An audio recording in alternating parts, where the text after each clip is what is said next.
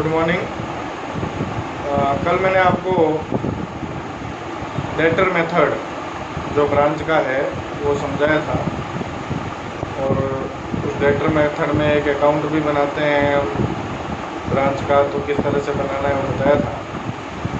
आज हम डिस्कशन करते हैं, क्वेश्चन देखते हैं इसका। एक मिनट, तो एक क्वेश्चन देखते हैं लेटर मेथड का, तो ताकि आपको समझ में आ जाए कि भाई लेटर मेथड जो है वो किस तरह से अपना सॉल्व होता है। दिल्ली के एक ही क्वेश्चन मैं आपको व्हाट्सएप पे भेज दूंगा। दिल्ली के एक ही मुंबई में एक शाखा है। मुख्यालय द्वारा लागत पर माल भेजा जाता है और समस्त खर्चे मुख्यालय ही वहन करता है। हेड ऑफिस मुख्यालय का मतलब हो गया। और निम्न सूचनाओं से मुख्यालय की पुस्तकों में शाखा खाता ब्रांच अकाउंट बनाना है। तो सूचनाएं दे रखी है, मुंबई में इसकी ब्रांच है तो मुंबई ब्रांच अकाउंट बन जाएगा। तो मुंबई ब्रांच फॉर्मेट बना लेते हैं।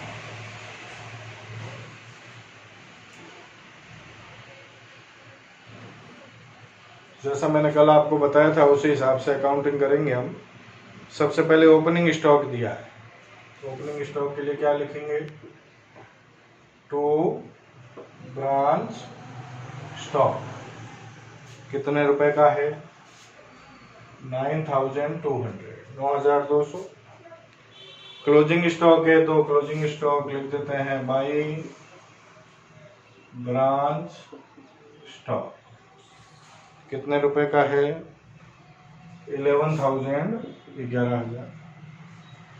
उसके बाद ओपनिंग डेटर्स है और क्लोजिंग डेटर्स है। डेटर्स दे रखे हैं, तो डेटर्स दे रखे हैं, इसका मतलब ब्रांच को उधार माल बेचने का भी अधिकार है, ठीक है ना। नहीं दे रखे हैं इसका मतलब नहीं। तो टू ब्रांच डेटर्स 1700 ओपनिंग में है और बाई ब्रांच डेटर्स क्लोजिंग में 2,000 रुपए, ठीक है। उसके बाद expenses paid by head office. Head office ने कुछ खर्चे पेड किए हैं ब्रांच के, टू बैंक ब्रैकेट में एक्सपेंसेस कितने रुपए पेड किए हैं? 1800, 1800 रुपए। फिर कैश सेल्स भी हुई है, उधार विक्रय भी हुई है। देखो मैंने आपको बताया था हमें ब्रांच अकाउंट में कौन से ट्रांजैक्शन लिखने हैं, जो हेड ऑफिस और ब्रांच के बीच में हुए। अब कैश सेल किसको हुई है? ट्रांजैक्शन किसके बीच में है? ब्रांच और कस्टमर के बीच में है, तो हमें ये नहीं लिखना है। लेकिन कैश सेल होते ही पैसा जो आएगा हाथों हाथ किसके पास आ जाएगा? पैसा हेड ऑफिस के पास आ जाएगा। तो ये ट्रांजैक्शन हेड ऑफिस और ब्रांच के बीच में हो गया, इसलिए लिखना है बाई बैंक। एक तो कैश सेल का पैसा मिला है हेड ऑफिस को, कितना? 2600। और एक उधार बिक्री हुई है, लेकिन उधार बिक्री का जितना पैसा मिला हुआ है ना वही आएगा। तो उधार बिक्री नहीं लिखनी है अपने को, लेकिन ये कह रहा है कि डेटर से पैसा मिला है 20,500, वो जरूर लिखना है।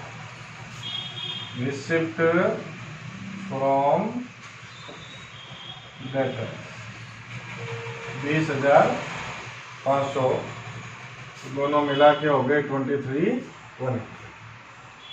उसके बाद good send to branch. Head office ने ब्रांच को माल भेजा है 16,000 रुपए का। तो goods sent to branch account 16,000, 16,000 का माल भेजा है, लेकिन इसमें से कुछ माल डिफेक्टिव होगा तो ब्रांच ने वापस 500 रुपए का माल हेड ऑफिस को रिटर्न कर दिया। रिटर्न किया तो बाई गुड्स सेंट टू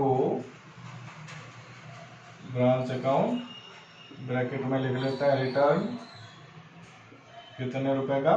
500 रुपये। बस इतनी इंफॉर्मेशन अपने को क्वेश्चन में दे रखी है, तो बस ठीक है। इसका प्रॉफिट लॉस कैलकुलेट कर लेंगे हम डिफरेंस निकाल लेंगे दोनों साइड का।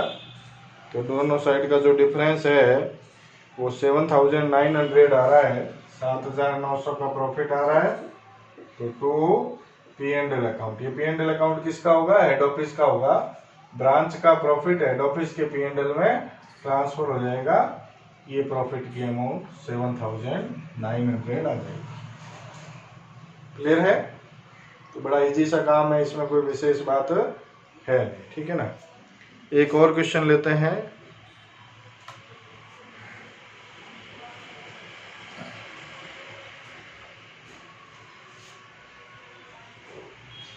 इसमें देखो आप, दो ब्रांच एक साथ दे रखी है अपने को, आगरा की ब्रांच भी है और कानपुर की ब्रांच भी है, ठीक है ना। तो दो कॉलम बना लेंगे, कोई दिक्कत नहीं है, दो ब्रांच है तो अकाउंट बन जाएगा ब्रांच अकाउंट।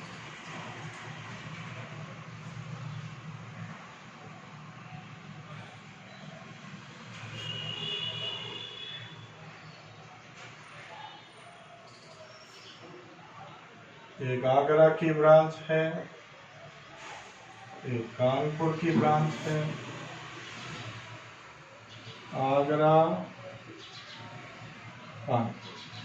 सिंपल सी बात है, दो ब्रांच है तो दो अकाउंट बना लेंगे, उसमें कोई दिक्कत नहीं है अपने को, ठीक है ना। तो सबसे पहले ओपनिंग स्टॉक दे रखा है ब्रांच का अपने को, तो ओपनिंग स्टॉक नोट कर लेते हैं। टू ब्रांच स्टॉक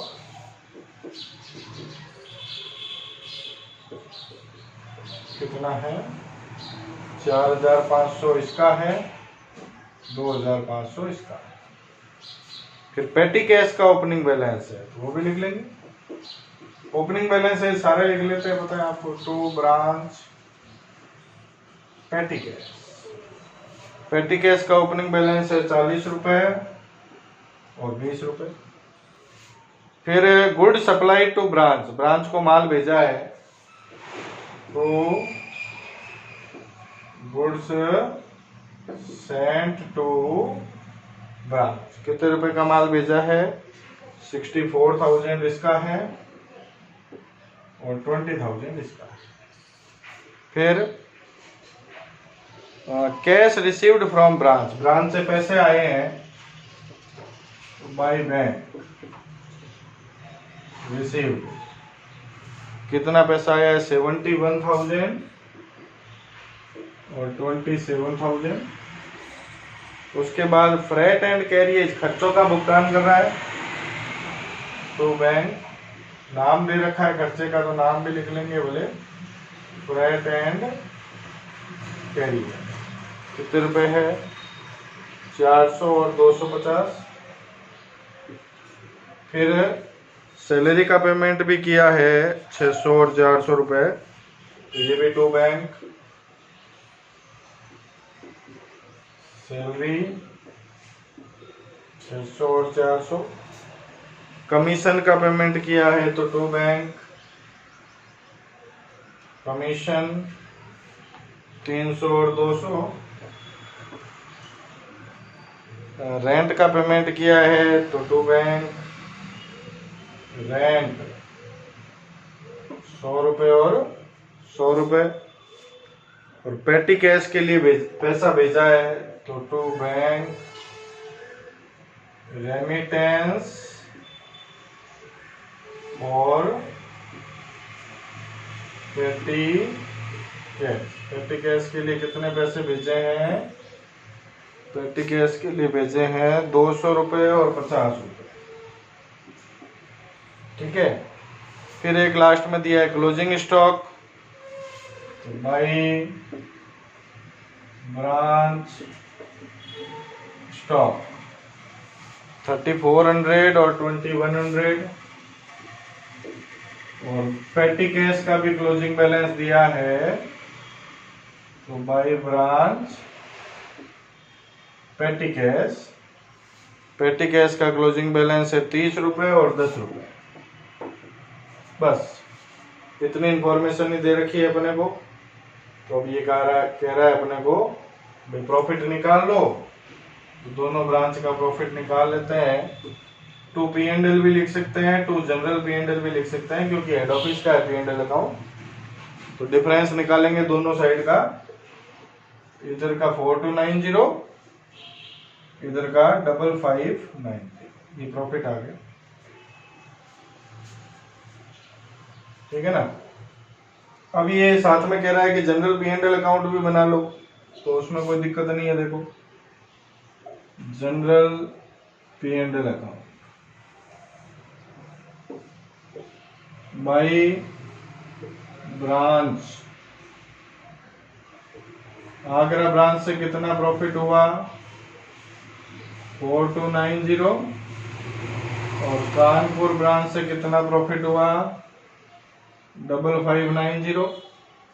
दोनों को जोड़ देंगे तो ये आपके 9880, ये हेड ऑफिस का नेट प्रॉफिट हो गया 9880। एक कह रहा है गुड सेंड टू ब्रांच का भी अकाउंट बनाओ। तो गुड सेंड टू ब्रांच का अकाउंट भी इजी सही है, कोई खास बात नहीं है। देखो बना देता हूं मैं, goods send to branch account, कितना कितना माल भेजा था ब्रांच को, लिख देंगे इसमें बाई ब्रांच। आगरा को कितने का माल भेजा था 64,000, और कानपुर को कितने का माल भेजा था 20,000, 84,000 का माल भेजा है। और ब्रांच ने वापस कोई माल रिटर्न किया है क्या? रिटर्न नहीं किया है, रिटर्न करते तो डेबिट साइड में आ जाता उतना पैसा, ठीक है ना। और नहीं है रिटर्न तो डेबिट में कुछ नहीं लिखना। अब ये डिफरेंस जो है 84,000 का, इसको हेड ऑफिस अपने ट्रेडिंग अकाउंट में ट्रांसफर कर देगा, तो टू ट्रेडिंग अकाउंट 84,000। ये छोटे छोटे अकाउंट होते हैं, इनमें तो कोई विशेष बात है नहीं। मेन जो ब्रांच अकाउंट है वो आपको ध्यान से देखना है, मेन चीज ये। ठीक है, 2 क्वेश्चन आपको कराए मैंने आज, क्वेश्चन आपके व्हाट्सएप पे भेज दूंगा मैं, और देखिए इनको आराम से समझिए, बाकी फिर नेक्स्ट वीडियो। Thank you.